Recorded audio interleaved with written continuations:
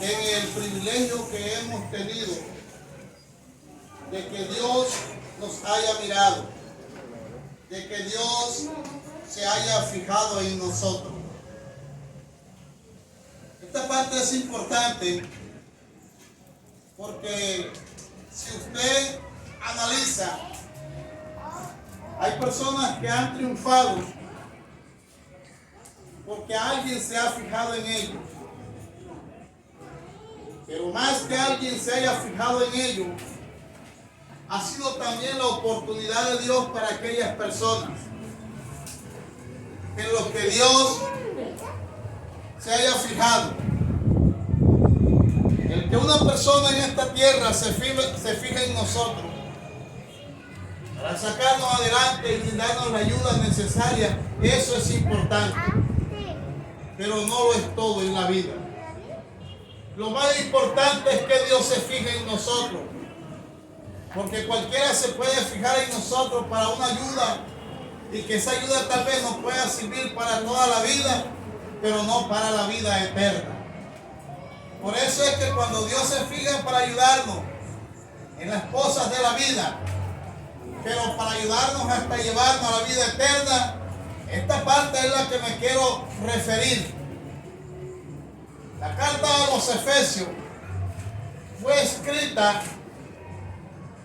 probablemente en Roma. El apóstol Pablo estaba preso y desde la cárcel escribía esta carta. Lo confirma Efesios capítulo 3:1, Efesios capítulo 4:1 y Efesios 6:20, donde allí habla el estado de prisión en el que se encontraba el apóstol Pablo, y desde allí, en medio de una cárcel, metido con todas las incomodidades que puede tener una persona por estar detenida, el apóstol Pablo le escribía a los efesios, pero no solamente a los efesios, sino a todos los habitantes de la tierra. ¿Sabe? Porque nosotros muchas veces no nos damos cuenta lo importante de que es que Dios se fije en nosotros. A veces nosotros anhelamos que alguien se fije en nosotros, porque para nosotros es un privilegio tal vez que el alcalde nos salude, que se fije en nosotros, porque tal vez para nosotros es importante que una persona ilustre nos dé su mano y me diga: me encanta saludarte. Que se fije en nosotros humanamente, ese es un privilegio y no está malo. Pero el que Dios se haya fijado en nosotros es el privilegio más grande que alguien puede tener sobre la tierra. Porque cuando Dios se fija en nosotros para darnos algo que nadie humanamente nos puede dar. Y es la vida eterna, es darnos una vida diferente, es darnos una vida para que cambiemos ahora y para siempre. El apóstol Pablo visitaba a los de Efesios en su segundo viaje misionero. En Hechos capítulo 18, del versículo 18 al 21, dice ahí que en ese primer viaje misionero, el apóstol Pablo visitó a los de Efesios y allí comenzó a enseñarles la palabra. Los efesios estaban ubicados en una ciudad cosmopolita. Y dice la Biblia que esta era una ciudad metida en la idolatría. Y eran regidos y dirigidos por una patrona del momento llamada la diosa Diana o la diosa Artemisa. Y la Biblia dice que esta gente estaba fundido en la idolatría y no se fijaban en las cosas que Dios había hecho. No se fijaban. Y por eso el apóstol Pablo comienza a hablarles en el primer capítulo de Efesios. Y en el capítulo 1 comienza a explicarles cómo el Espíritu Santo en el 1.13, en el 1.18, en el 1.13 habla acerca del sello del Espíritu Santo, cómo es que Él nos señala en esta tierra y se fija en nosotros para ponernos una marca que no solamente nos hagan ver en esta tierra como siervas y siervos de Dios, sino que en el cielo tenemos una marca identificada Porque el Espíritu Santo dice en Efesios 1:13 que todo el que cree en Cristo entonces será sellado. Y esa es una promesa en la que Dios hace a todos aquellos que creen en Él. Gloria a Dios. Pero también dice el 18, comienza a explicar de una forma maravillosa. El 1:18 dice: alumbrando los ojos de vuestro entendimiento, para que sepáis cuál es la esperanza a que los ha llamado, cuál es la riqueza de la gloria de su herencia en los santos. Allí comienza el apóstol a explicarle, pero me llama profundamente la atención que los de Efesios no estaban entendiendo, y por eso es que en el 2 hace una explicación mucho más profunda. Así como en Génesis capítulo 1 Dios habla acerca de la creación, pero en el capítulo 2 habla cronológicamente el orden que se fueron suscitando la creación de este planeta Tierra y del universo. Así el apóstol Pablo en este capítulo 1 comienza a hablar acerca de lo que había ocurrido, de lo que había pasado en los Efesios, pero los Efesios no habían entendido. Y hay una cosa maravillosa que ocurre en el ser humano, y lo he explicado en algunas oportunidades, que cuando nosotros nacemos de nuevo, el Espíritu Santo no se queda ahí, sino que comienza a alumbrarte el entendimiento, comienza a darte una iluminación de una manera magistral,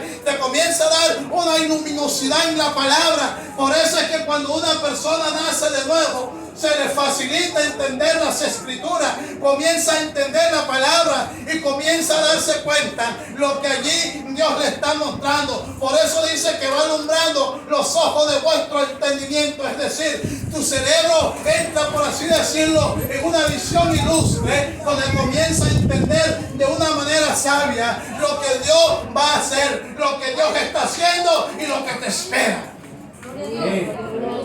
Alabado sea el Señor. Aleluya. Vive para siempre. Aleluya. Y como el capítulo 1 no fue suficiente, aquí comienza a explicarle lo de la salvación, el efecto de la salvación. Y ahora en una parte les estaba haciendo una introducción acerca de este capítulo 2. Porque hay gente en esta tierra que tiene unos privilegios que no los tiene todo el mundo. La gente que está en las iglesias son la gente más privilegiada que tiene este planeta. La gente que ha nacido de nuevo es la gente más privilegiada en esta tierra. La gente que ha tenido un encuentro con Jesús y el Espíritu Santo ha entrado en ellos es la gente más privilegiada de este planeta. Pero a veces la gente parece que no se diera cuenta la magnitud de lo que Dios hace y está haciendo con ella o con él. ¿Cuántos dan gloria a Dios? Gloria a Dios.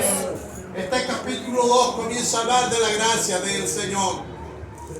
Este capítulo 2 comienza a introducir el apóstol Pablo a los efesios y a decirle lo que había ocurrido con sus vidas. Porque a veces nosotros llegamos a las iglesias y no nos damos cuenta la importancia del nuevo nacimiento, la importancia del alumbramiento en el entendimiento, de cómo era la condición de vida que nosotros teníamos antes. Y el apóstol le comienza a decir en la introducción, dice, y Él os dio vida a vosotros, dice, y Él os dio vida a vosotros. En unos apartes que yo explicaba decía, que la importancia de que nosotros hubiésemos sido observados por el Señor y nos hubiese mirado con gracia. ¿Sabe por qué? Porque nosotros no sabíamos esto. Hoy en día estamos en una congregación, hemos escuchado la palabra y han venido cosas maravillosas a nuestros pensamientos. Hemos analizado tantas cosas que nos llenan de gozo y que nos llenan de alegría. Pero esto no hubiese sido posible si el Dios del cielo no se hubiera fijado en ti.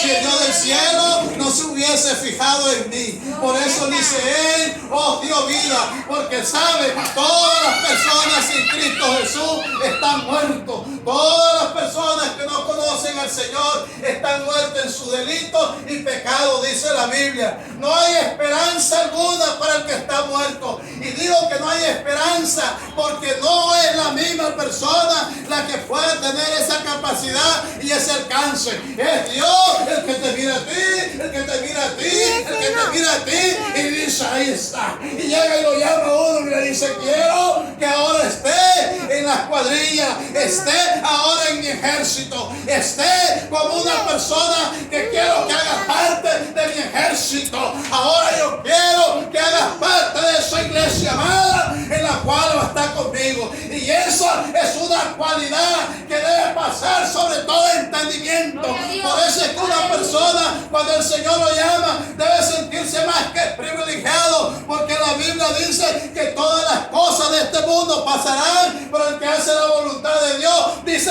permanece para siempre. Y qué bueno es eso, porque yo mantengo un gozo y una alegría, porque el hecho de que el Señor se haya fijado en mí y en ti es algo glorioso, pero lo más importante es que se haya fijado para darte vida, porque no había esperanza alguna para usted ni para mí, porque yo estaba muerto. Yo nunca hubiese podido entender el plan de salvación, nunca hubiese podido entender la importancia del cielo, la importancia de ser hijo de Dios, si Él no me hubiera dado vida. Porque lo primero que Él hizo para que yo entendiera todas las cosas que estoy diciendo y lo que estoy hablando y el aprecio, el amor que siento hacia mi Señor, era que Él, estando yo muerto, me dio vida. Nunca hubiera podido entender esto. Gloria a Dios. A su nombre. Gloria a Dios. Dice, cuando estabas muerto en vuestros delitos.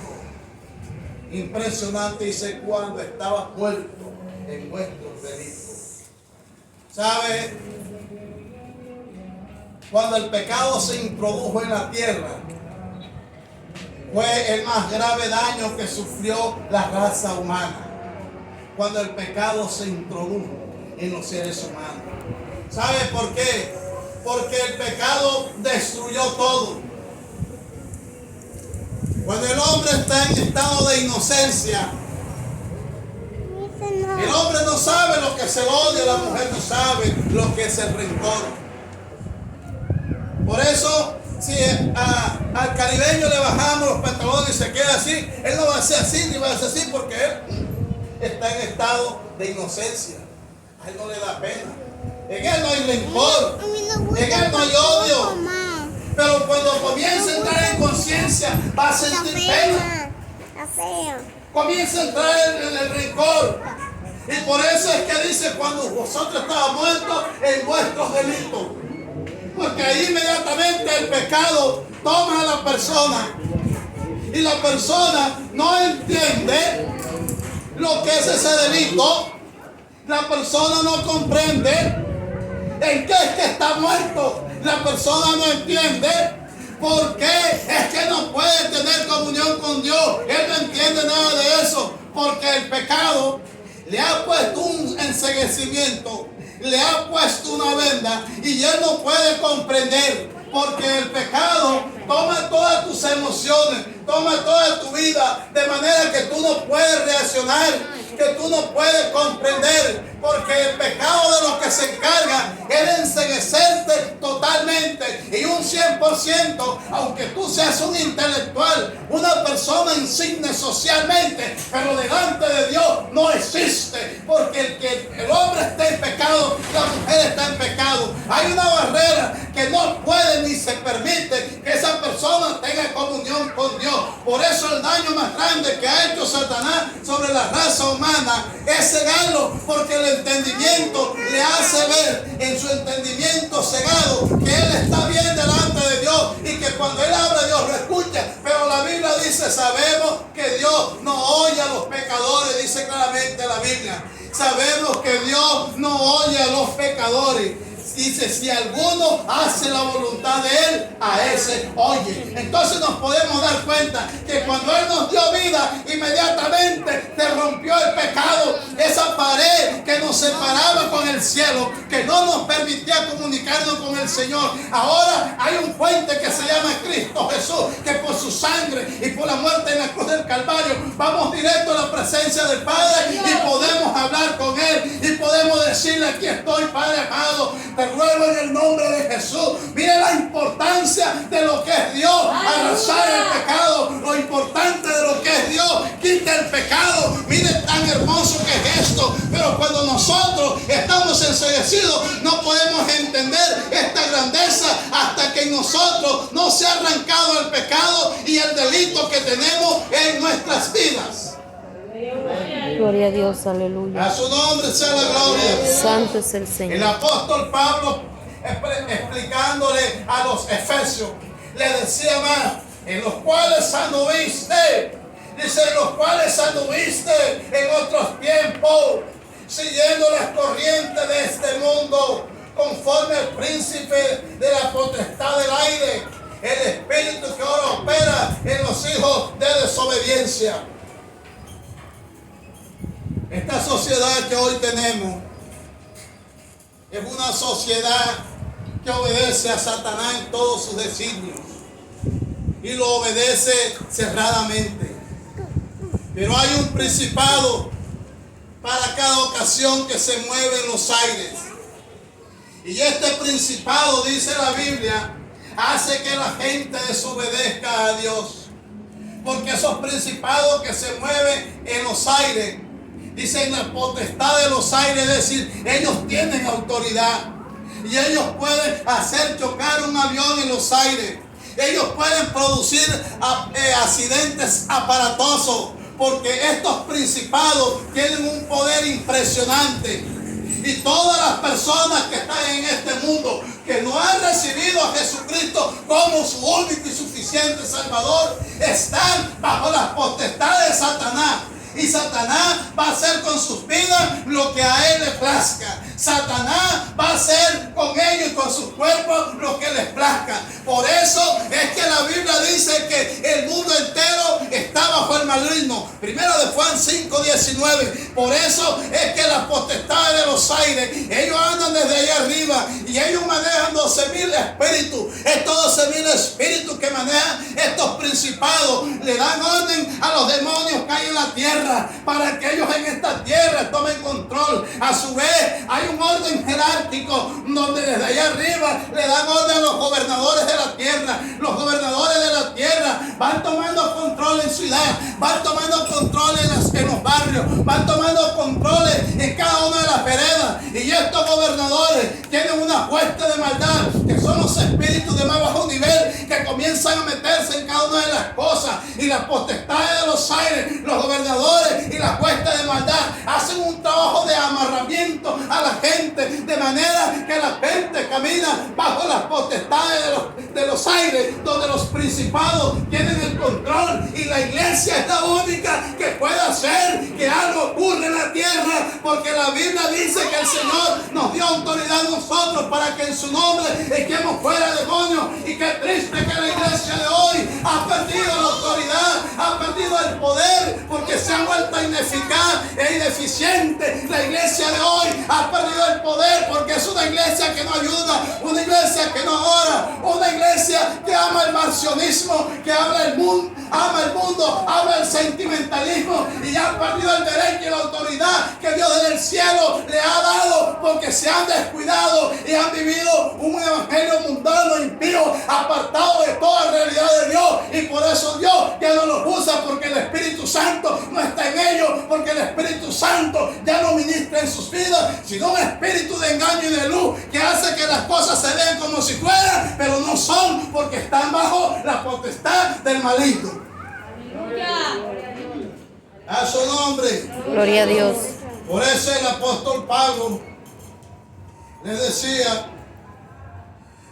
que estaban bajo la potestad del aire, el espíritu que ahora opera en los hijos de desobediencia. Este tipo de ataduras no son cualquier atadura. Este tipo de atadura le toma a la persona el entendimiento, y por mucho que quiere hacer no se da cuenta. Esto genera discusiones, esto genera rivalidades. ¿Por qué? Porque estos espíritus, estos principados que se mueven en los aires tienen un control sobre la tierra. Y la gente se muere de brujería en los hospitales. Se muere de brujería en las casas. Y no hay un evangélico que diga en el nombre de Jesús destruye esta brujería y esta hechicería. Porque ya ni los pastores, los evangélicos creen que hayan hechicería y hayan brujería. Y se cansan de ir al médico. El médico le hace exámenes patológicos, clínicos y de toda clase de examen. Y no encuentra nada porque lo que está ahí es espiritualmente. Y no hay quien diga en el nombre de Jesús, esa es una brujería. Vamos a tumbar ese altar, vamos a destruir ese entierro. Porque la iglesia ha perdido la autoridad. Porque los espíritus inmundos se sujetan a la iglesia. Pero para que se sujeten necesitamos tener la autoridad. Y para tener autoridad debemos ser personas nacidas de nuevo, santos y redimidos. Y entendiendo que Él nos dio vida. Porque es que hay evangélicos que están tan muertos que no se han dado cuenta que Jesús es el único que puede dar vida. Están tan muertos que no se han dado cuenta que ni siquiera Dios existe, porque han oído el evangelio pero no conocen a Dios. Conocen esta palabra porque se les predica, pero no conocen a Dios. No saben que tienen un Dios de poder, no saben que tienen un Dios tan todopoderoso que hizo el universo y todo cuanto existe. Hay evangélicos y evangélicos que tienen tan poca fe que no creen que al orar algo vaya a pasar, porque no saben quién es ese Dios todopoderoso. Y si no saben quién es ese Dios todopoderoso, mucho menos sabrán que con una oración, por muy corta que sea, Dios hará el efecto, porque en su nombre las tinieblas tendrán que retroceder. ¡Aleluya! ¿Cuántos dan gloria al Señor? Gloria a Dios. Y dice, entonces, nosotros vivíamos en otros tiempos, explicándole el apóstol Pablo las condiciones en que vivíamos. Que vivíamos en los deseos de la carne. Vivíamos totalmente perdidos. Pero el Señor se fijó en ti. Se fijó en ti y dijo, venga. ¿Sabe? En los tiempos de Elías había muchas viudas. Había muchas mujeres viudas en los tiempos de Elías. Porque muchos hombres habían muerto y había muchas viudas. Y solo una viuda de Sarepta envió Dios a Elías para que bendijera a esta mujer. Eso es fijarse en ella. Fijarse en esa viuda. Pero también tantos leprosos que había en Israel. Lucas 4:27. Tantos leprosos que había en Israel. Y solo Naamán el sirio, Dios se fijó en él. Y habiendo tantas cosas, tantas personas que necesitaban ser libres de la lepra. Y Dios trajo desde un país muy lejano, gentil, trajo a un hombre llamado Naamán y lo hizo libre. Porque Dios se fijó en él.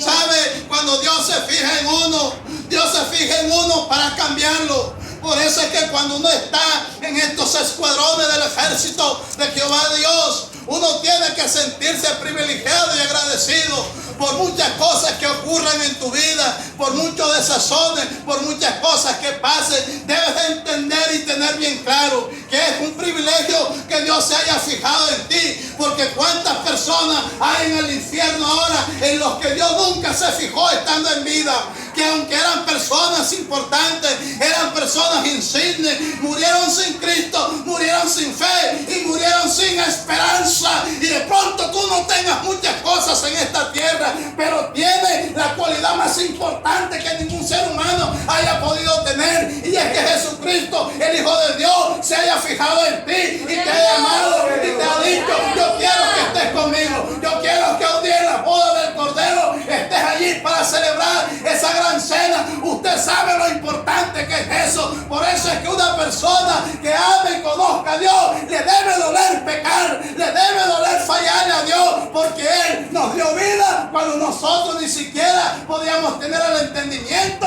para darnos cuenta que estábamos podridos en pecado.